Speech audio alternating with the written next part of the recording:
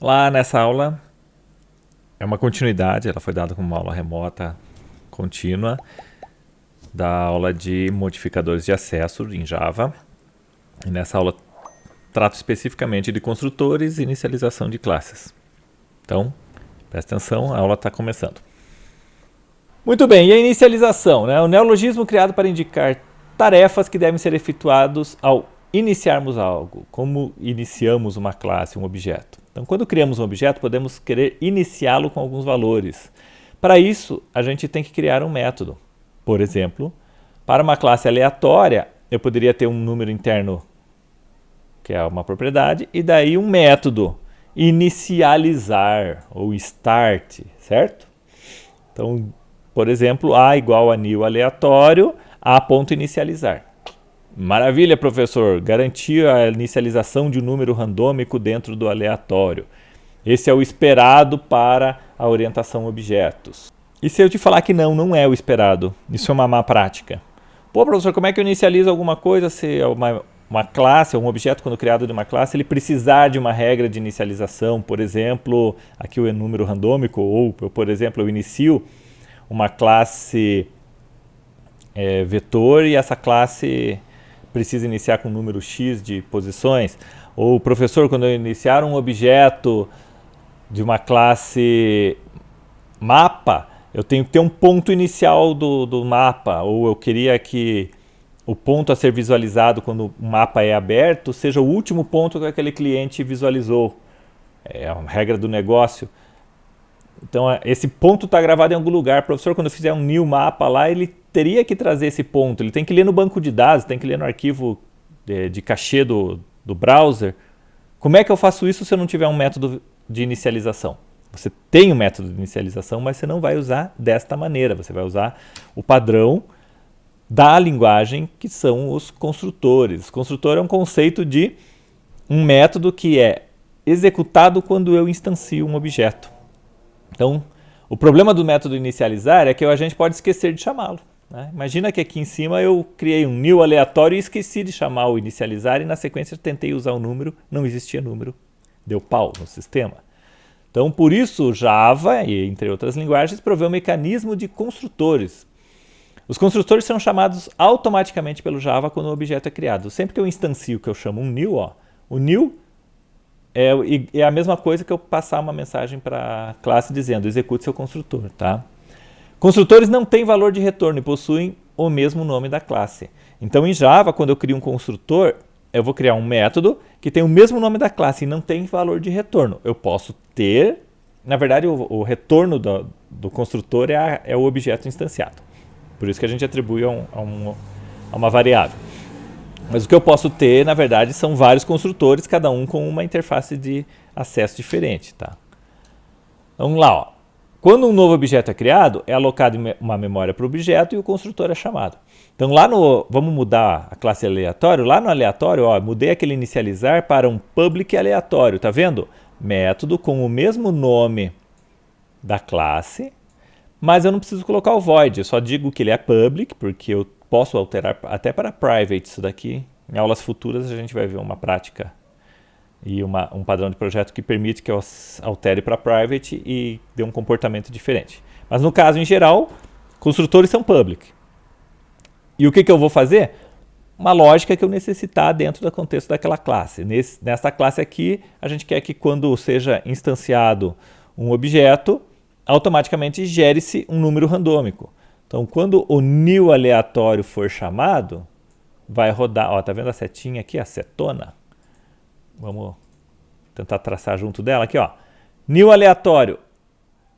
Rodou o código de instanciação, rodou o código de construtor dessa classe para gerar esse número. Agora, na frente aqui, eu posso usar o aleat.getNúmero, provavelmente, que vai me trazer um número aleatório gerado na execução de instanciação, tá? Tá vendo que agora talvez tenha ficado mais claro uma coisa. Ficou horrível. Vai ficar horrível. Tá vendo que aleatório é uma chamada com um parênteses, é um método. Se até então você não tinha entendido por quê, aqui está claro, porque o método construtor. Professor, e aquelas classes que eu não criei um construtor? O Java cria automático para você uma classe com um método com a interface de método, a assinatura de método, sem parâmetro nenhum e sem código nenhum, porque ele tem que executar um método construtor.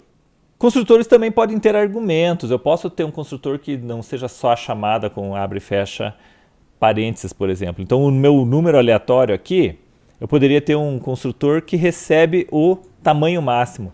Lembro que no exemplo anterior eu fazia um aleatório de 20 posições, de 0 a 20. Eu poderia criar um aleatório de 100. Então, eu vou parametrizar. Agora, eu tenho que receber um número máximo aleatório que vai ser gerado para esta classe, para esse número interno. Então, está vendo aqui, ó, new aleatório 20, ele vai gerar um aleatório até 20. New aleatório 50, ele vai gerar um aleatório 50. Vai rodar o método com a lógica correta de geração de números aleatórios. E eu posso ter múltiplos construtores. Como eu falei, eu posso ter construtores que executam a sobrecarga de métodos. É um método como qualquer outro. Então, eu posso ter lá, ó, se chamado o new aleatório sem nenhum parâmetro, é como se eu executasse o construtor sem parâmetros. Se for chamado new aleatório passado um parâmetro, o Java vai entender que ele tem que executar o método construtor aleatório que recebe um parâmetro. Então está aqui. New aleatório sem parâmetro, executa o aleatório sem parâmetros. Chamou new aleatório com parâmetro, executa o aleatório, o método aleatório com parâmetro. Professor, se eu chamar aleatório e uma string, dá pau, não tem um método criado que aceita um parâmetro string, normal, como outro método qualquer. Tá? Pensem que no final é tudo ifs e elses, como a gente diz, é tudo declaração de variável e a lógica, certo? Pensa em pedacinhos. Construtor, entende? Construtor é um método, é uma função. Quando eu executo o new é como se eu tivesse chamado aleatório ponto aleatório. E se eu tenho vários métodos com assinaturas diferentes que aceitam ou não parâmetros a mais ou a menos ou diferentes tipos de parâmetros, o uso dele vai ser com o que foi implementado. Simples assim. E o construtor de foo é o que eu falei agora há pouco. Quando não especificamos construtores no Java, ele provê um construtor de foo. Então, toda classe precisa de um construtor, é um método que tem que ser criado. Ele vai criar um construtor sem parâmetros e sem implementação, que quando executado não acontece nada, mas ele só mantém a estrutura da linguagem como esperado. Quando especificamos construtores, o construtor de foo não é provido automaticamente. Então, se a gente criar um construtor, o Java não vai tentar criar um novo construtor, mesmo que você crie somente um construtor com parâmetros, igual nesse exemplo aqui, ó. Aqui eu só tinha um construtor com... desculpem. Nesse exemplo aqui, eu só tinha um construtor com parâmetro. Eu não tenho um construtor sem parâmetros. Então o Java vai automaticamente criar também um aleatório sem parâmetros. Não. A partir do momento que você implementou um construtor, não importa a assinatura do método, o Java não vai mais criar o default. O default é só para quando não existe nenhum construtor. Então, se você escreveu um construtor, Java assume que você sabe o que está fazendo. Eu espero que sim, né? Chamar o construtor sem parâmetro, daí geraria erro. Então, se você criou, nesse exemplo aqui, de novo, você criou um construtor e esse construtor espera parâmetros. Se você tentar chamar new aleatório sem passar nada para ele, o Java não criou um construtor default sem nada, vai dar erro na instanciação desse objeto. Então é interessante não haver duplicação de código. Como assim, professor? Por que eu vou fazer assim, ó, público aleatório, aqui vai até 20. Público aleatório recebendo um parâmetro, aqui vai até o parâmetro. Não dá para melhorar isso? Claro que dá. Reuso de código, nós somos inteligentes. Eu vou escrever o código de forma que, se chamar esse método sem parâmetro, o próprio método vai ser chamado, construtor vai ser chamado com parâmetro. Como assim, professor? Assim, ó. Se eu chamar com parâmetro, a lógica está ali dentro, a lógica toda de criação de um número aleatório até o valor máximo passado por parâmetro. Mas, professor, se eu chamar sem parâmetro, eu quero que se chame sem parâmetro e deixe o padrão de criar um número até 20. Ótimo. O próprio construtor chama this sem passar nome nenhum, porque ele sabe que vai executar o próprio construtor. Diz e passa o parâmetro 20, que é o teu default. Resolvido. E eu não tive que reimplementar essa lógica. Professor, eram só duas linhas. E vai que você muda toda essa lógica aqui. Vai ter que mudar em 2 pontos. E se você tem 3 métodos, vai ter que mudar em 3 pontos. Não duplique lógica, por mais simples que seja a lógica. Tente sempre reaproveitá-la.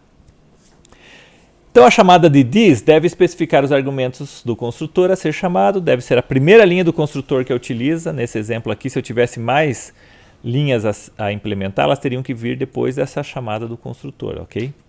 E não pode ser usada fora de construtor. Chamar o this, só this, e chamar um outro construtor não vai acontecer de um método qualquer, somente quando está sendo instanciado, os próprios construtores podem chamar outros construtores, tá?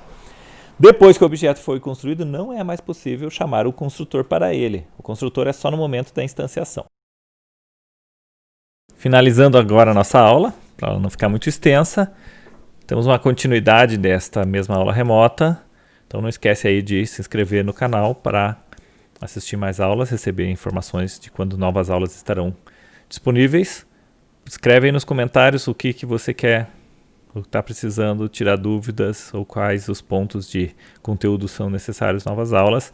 E não esquece de dar uma olhada na descrição aqui que eu tenho material, indicação de links de referência e até mesmo das aulas que fazem parte de toda a ligação. Bons estudos!